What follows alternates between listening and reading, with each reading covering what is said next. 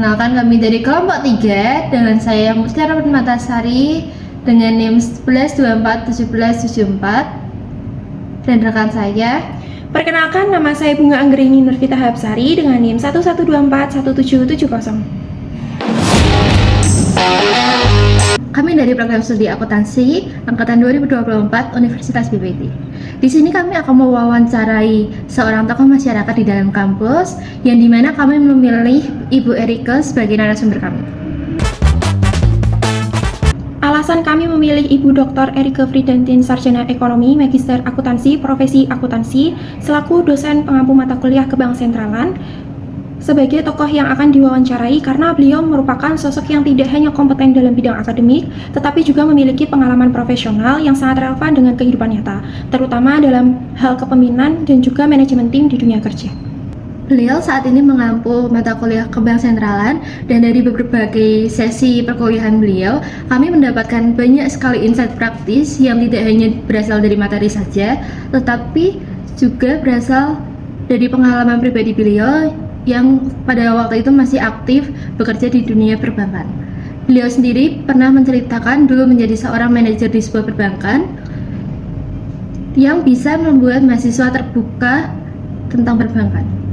Kami yakin bahwa pengalaman beliau dalam memimpin tim di sektor perbankan dapat menjadi inspirasi yang sangat berarti bagi mahasiswa yang sedang memasuki dunia kerja. Selamat pagi, Bu Erika. Selamat pagi. Bu Erika, mohon maaf, boleh Ibu memperkenalkan diri lebih lengkap dengan pengalamannya sebagai manajer di suatu perusahaan? Oh ya, baik. Jadi saya dulu pernah bekerja, ya. Jadi saya memiliki beberapa pengalaman bekerja. Yang pertama, saya pernah menjabat sebagai manajer di salah satu bank swasta. Kemudian yang berikutnya, saya juga pernah menjabat di sebagai komite audit, ya, di salah satu perusahaan atau BUMD. Nah, itu pengalamannya banyak sekali kalau dulu, ya. Jadi menarik kalau akan diceritakan lebih panjang. Itu. Baik, Mbak Dika, terima kasih atas penjelasannya. Sebelumnya kami ingin mengajukan beberapa pertanyaan yang terkait dengan mata kuliah komunikasi bisnis. Ya. Di sini, di mana kami mengenal Ibu yang berpengalaman sebagai manajer di sebuah perusahaan. Baik, Bu Erika, kami mulai pertanyaan. Iya. Sebelumnya bisa Ibu ceritakan sedikit tentang latar belakang Ibu saat memimpin sebuah tim di suatu perusahaan? Jadi pada saat saya menjabat manajer tidak melulu langsung jadi manajer, tentunya saya akan mengalami beberapa proses, ya. Jadi berawal dari staff, kemudian naik menjadi kepala divisi, kemudian prestasi saya menjadi sebagai manajer, ya, di titik awal, titik akhir, ya. Jadi di suatu cabang, salah satu cabang saya bisa sampai dengan di akhir jabatan, yaitu di manajer. Jadi untuk menjadi seorang manajer, tentu yang pertama latar belakangnya adalah pendidikan, ya. Kebetulan pendidikan saya itu bidangnya sama, bidangnya sesuai dengan apa yang menjadi pekerjaan saya. Jadi dulu saya kuliah S1 di perguruan tinggi dengan jurusan akuntansi, dan kemudian saya bekerja juga di jurusan keuangan. Jadi untuk latar belakang tentu pasti pendidikan nomor satu.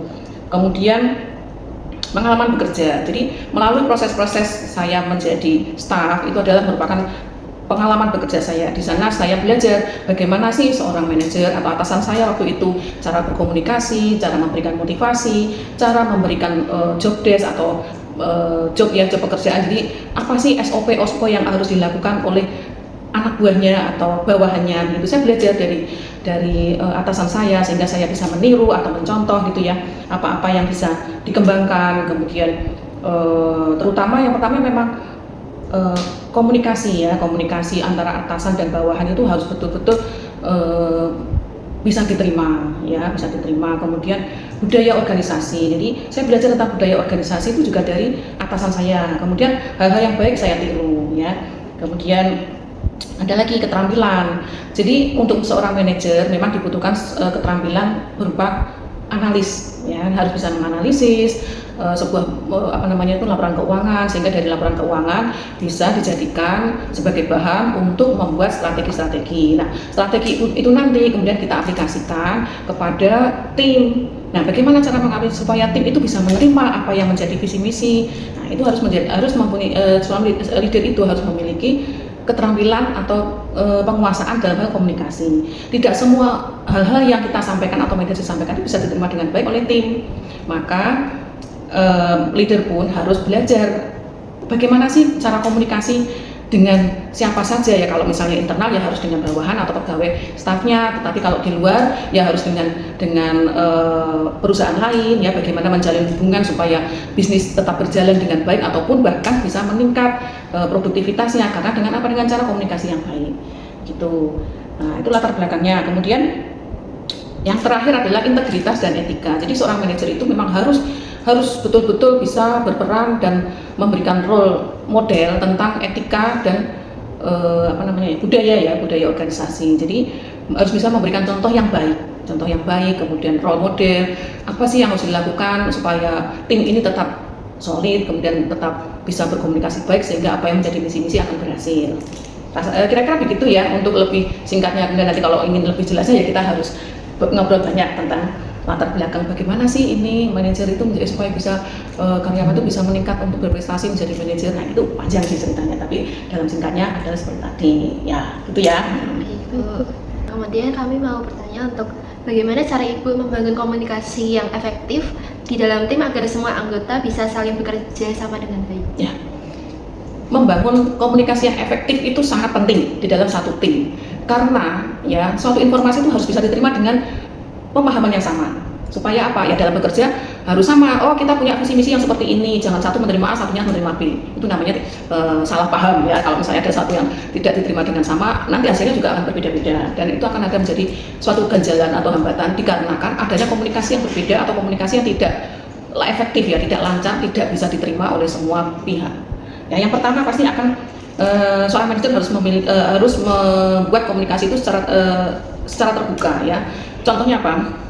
Seorang manajer setiap hari itu harus bisa mengumpulkan, berbicara dengan para bawahan atau siapa saja ya. Kalau misalnya di kantor ya dengan stafnya. Setiap pagi kita kumpul berbicara apa sih dalam dalam pekerjaan hari ini itu apa saja yang menjadi kendala atau apa yang menjadi kesulitan itu diungkapkan secara terbuka. Kemudian manajer juga akan memberikan solusi-solusi, kemudian memberikan kritikan atau memberikan jalan keluar jika ada permasalahan. Nah, itu dilakukan setiap hari. Jika pagi kita saling berkumpul untuk memberikan semangat, motivasi bahwa hari ini kita harus berhasil ataupun hari ini kita harus semangat, tidak ada hal-hal yang tidak ada kekurangan apapun. Nah, kalau sore kita tetap kumpul untuk memberikan evaluasi. Baik Bu, kami izin bertanya, menurut Ibu apa kualitas penting yang harus dimiliki oleh mahasiswa yang ingin jadi pemimpin atau manajer di masa depan? Nah, penting ya. Pertanyaan ini sangat bagus dan sangat penting.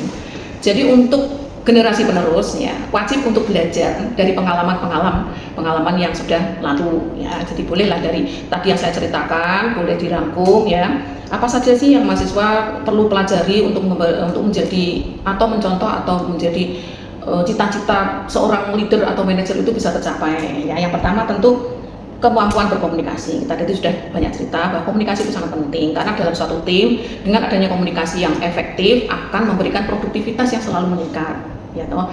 Kemudian visi misi akan berhasil. Itu komunikasi yang efektif. Yang kedua kemampuan kepemimpinan ya. Untuk menjadi seorang leader atau manajer tentu harus memiliki kemampuan untuk memimpin atau sebagai leader atau manajer.